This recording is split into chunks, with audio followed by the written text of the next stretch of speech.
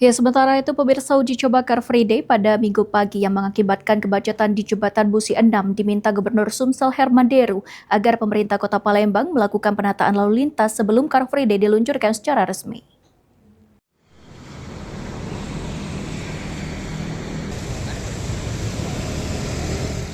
Uji coba Car Free Day yang dilakukan pemerintah Kota Palembang pada Minggu pagi membuat warga Palembang yang akan melintas di Jembatan Ampera harus mencari alternatif lain, sehingga mengakibatkan kemacetan di Jembatan Musi 6.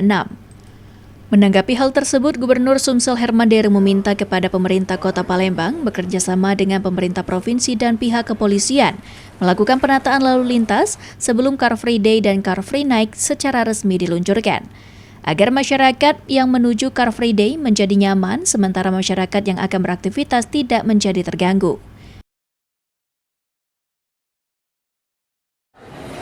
Tentu sampai dengan di launching nanti itu harus sudah tertata dengan baik. Namanya barang baru kan, kumpul rame. Ini ada yang membuat tumpahan arus kan, tumpahan arus.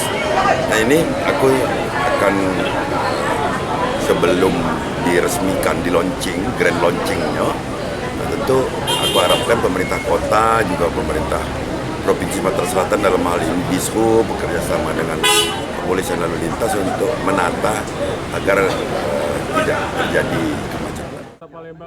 Sementara itu, Kepala Dinas Perhubungan Kota Palembang, Agus Supriyanto, mengakui jika kepadatan lalu lintas pada pelaksanaan CFD dikarenakan penutupan Jembatan Ampera, merupakan jalur utama Kota Palembang, dan Jembatan Musi 6 serta Musi 4 hanya pendamping.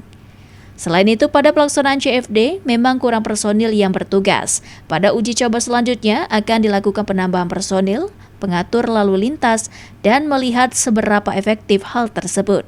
Jika penambahan petugas tidak efektif, pilihan lain CFD dapat dilakukan seperti memperpendek jarak CFD dan lainnya.